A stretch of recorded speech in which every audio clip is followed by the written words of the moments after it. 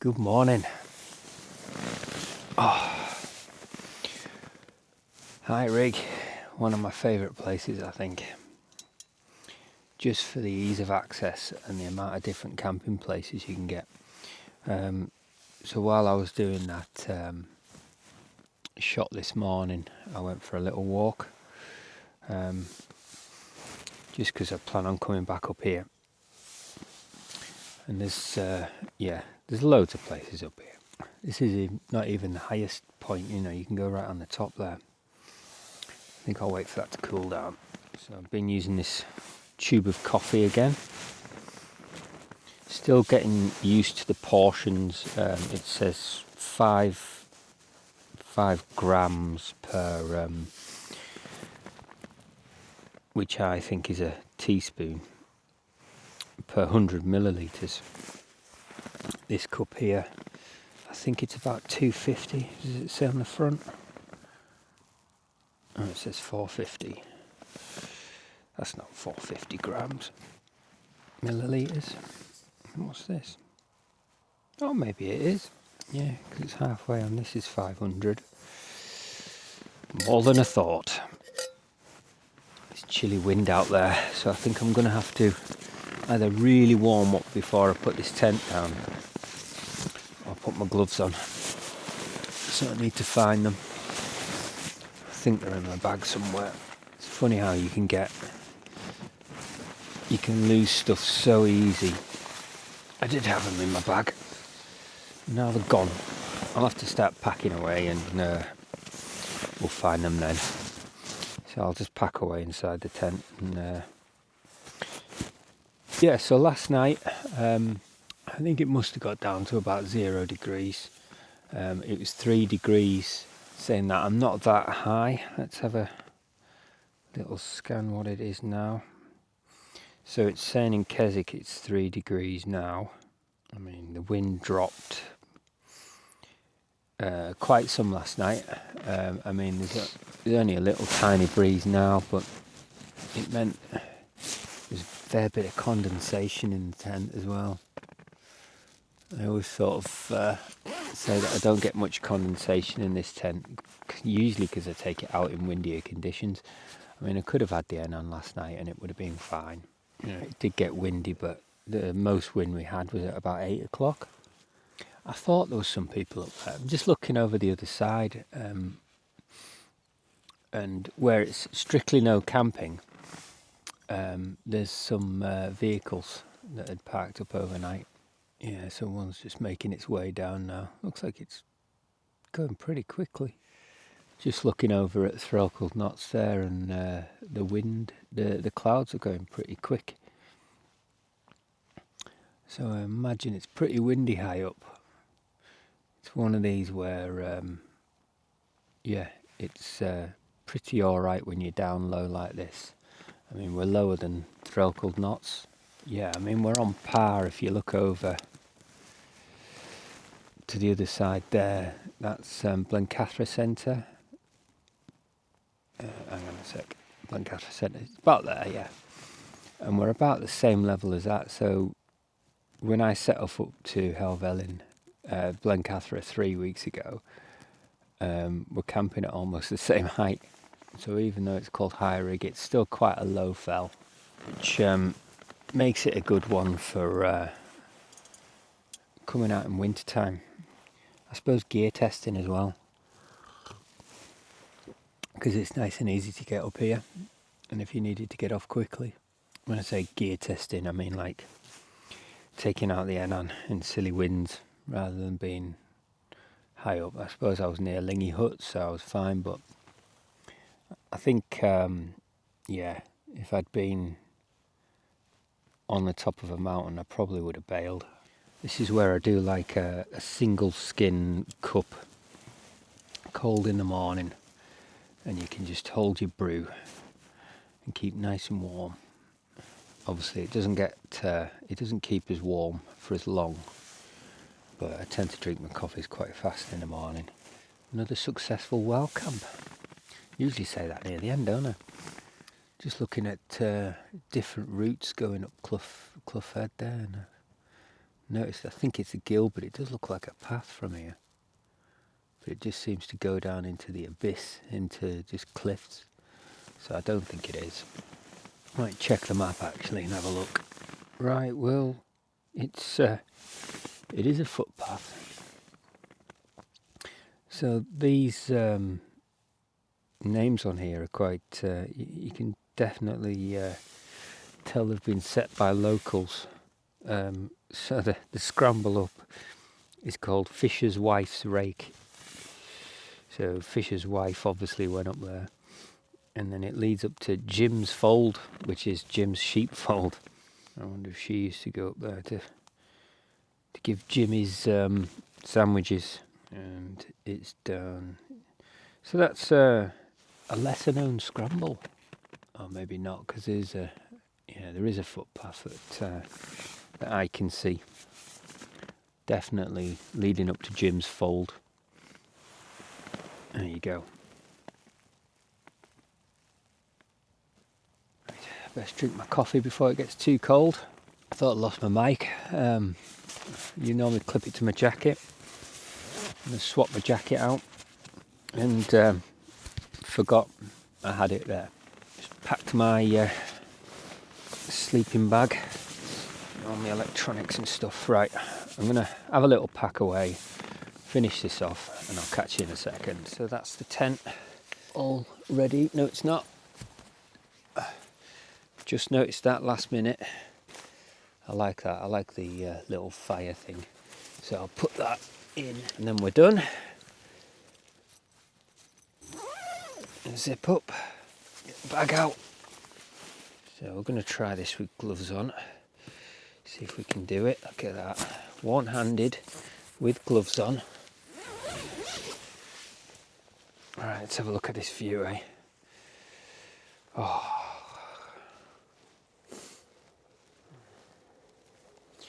I think what I'm going to do is have a walk off down this way, over to that point. This is the path that I came up from the church.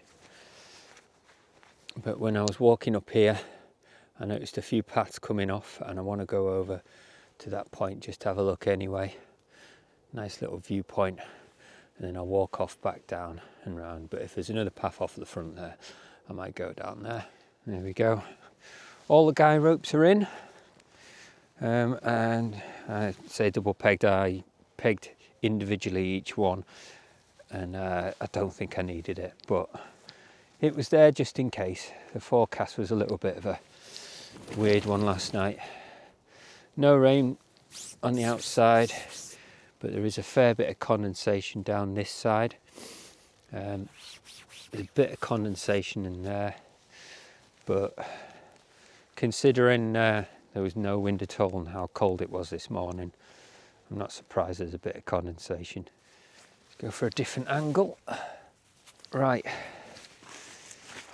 we'll go for another timed takedown. Difference being I'm in gloves, so it's going to be a little bit more fiddly with the bags. Obviously no wind, so I can take all the guy pegs out first. In fact, I could probably take all pegs out, which I might do, but what might happen is I might get a gust, so I'll leave these top two pegs in here. Right, okay, time takedown. 1, 2, 3.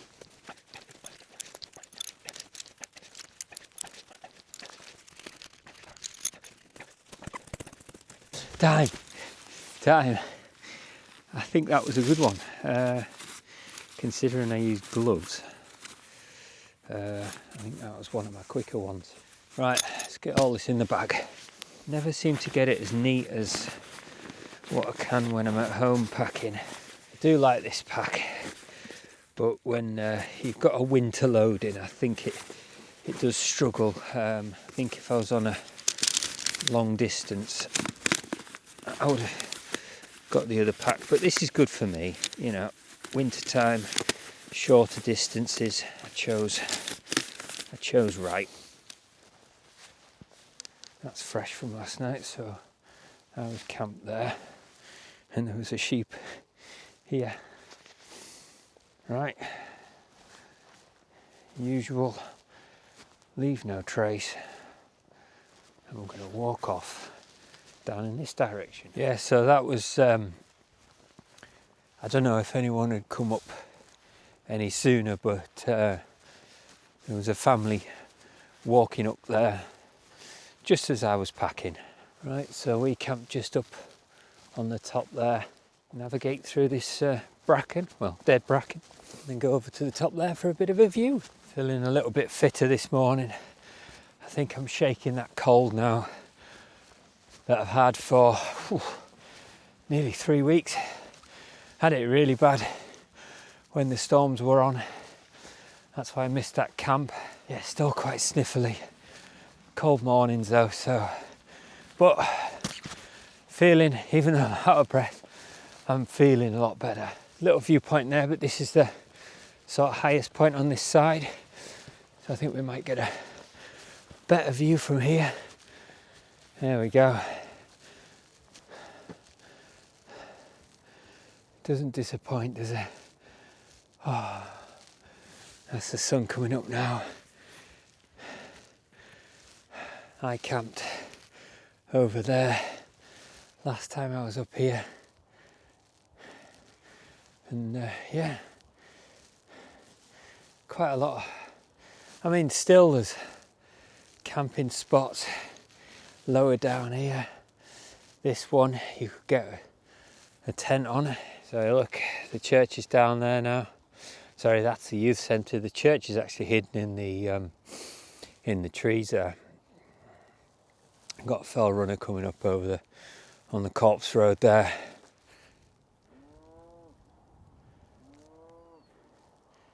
You can just hear sounds like a bull calling his mate. And there's the sun just peeking up over Rise. Raising up over Rise. Right, we'll go down to this next bit and then we'll have a look at finding a footpath off down that way. Right, this is the other summit here. This one's a bit more rocky than that higher one there. Oh, it's going to get warm soon in that sun. We can see where that main path goes down now, down to what looks like is a water supply, maybe a little well down there or something. Path goes right past that. Now I've got two options.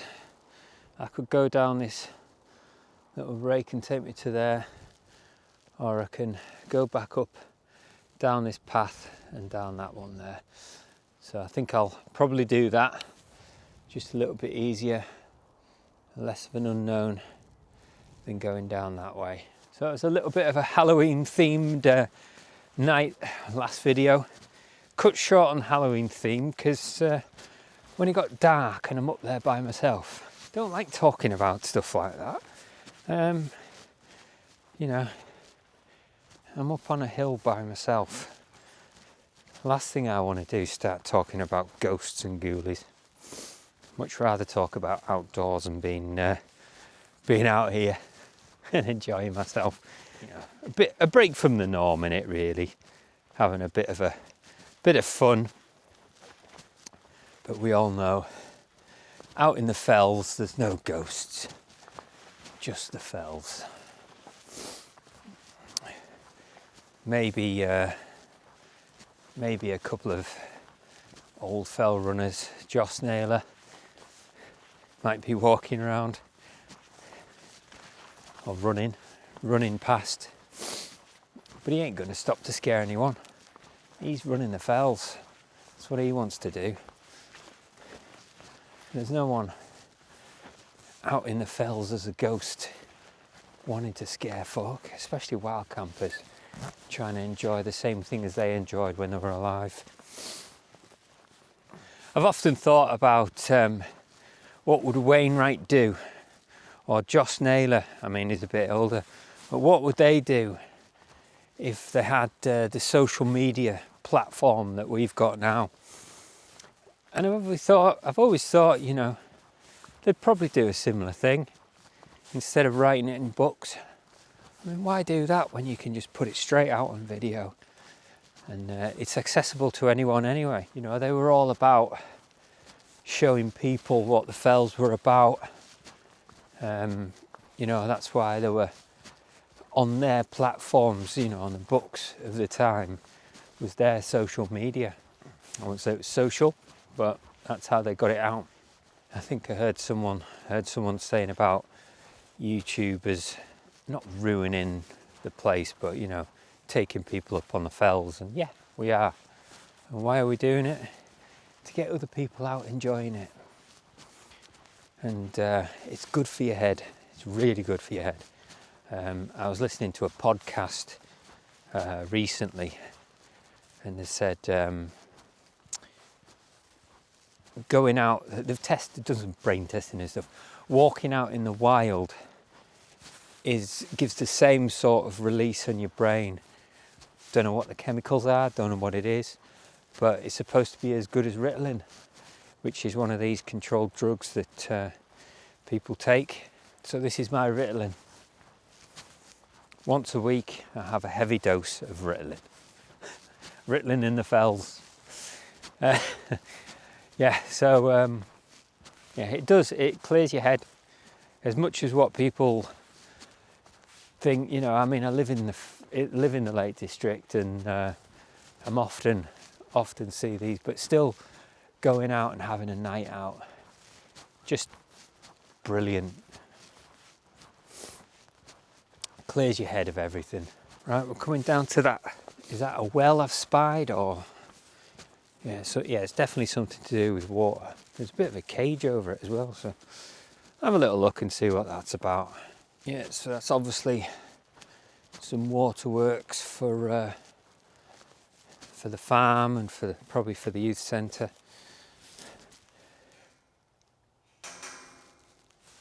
Big empty pool. Right, this path has took us exactly where I thought it might, right by this bench.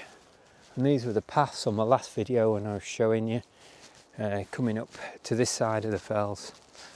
So if you just wanted a short walk, a short view, you could park at the church, come up to this bench and either walk up there or walk up here, and within 10 minutes you'll be getting some nice views. Right, and that's us down to the Corpse Road. So back down the Corpse Road. If anyone doesn't know where this is the path that goes over St John's in a Vale. On the opposite side there, you can get up via a car. It's very narrow, but there is a parking place by the church. There is a restriction on the parking between 9:30 and 12:30, I think, on a Sunday. It's reserved for people that want to use the church. Any other time, you can park there for free. When I was planning this route, I was looking at a YouTuber called Auto Shenanigans, who do a lot of roads and things like that, which gave me the idea to do this Corpse Road.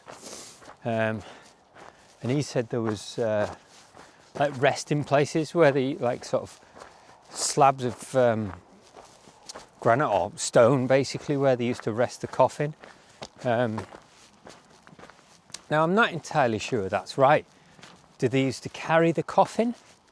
In that case, then probably yes. But if not, I mean, they're probably on a barrow, what did they call them? A fell barrow, wheelbarrow, fell barrow, I think it was. Resting the coffin on top of that? Probably not. They probably used it as a seat, and the coffin would probably be on the barrow, tied on. So why untie it? And so, yeah. Anyway, it's nothing real. Well, it is to do with the Lake District. We're in the Lake District, and we're on a Corpse Road. There would have been places where they rested.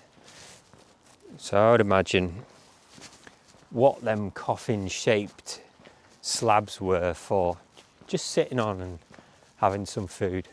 Yeah, because I mean, obviously you give respect to the dead, but I can't see them just having a stone in place just to put the coffin and they'll sit on the floor.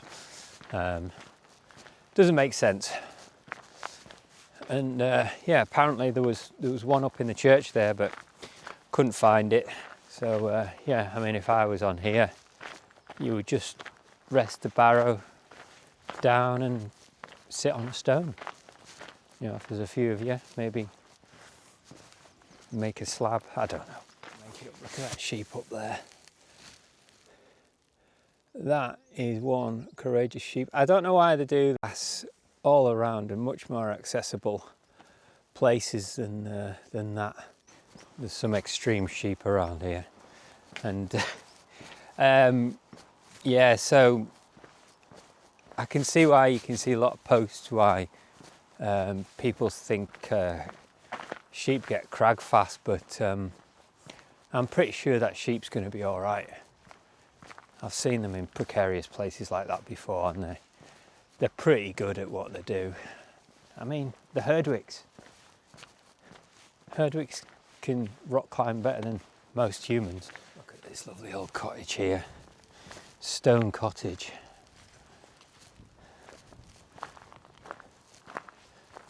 Proper in keeping, that is a nice little place. Holiday cottage to let, stone cottage. jeff.darrell@btinternet.com. No affiliation, I just like the place. So it's a 17th century cottage, that. Quite nice. Well, again, that was another successful wild camp. Got up there and the weather was just got better, really.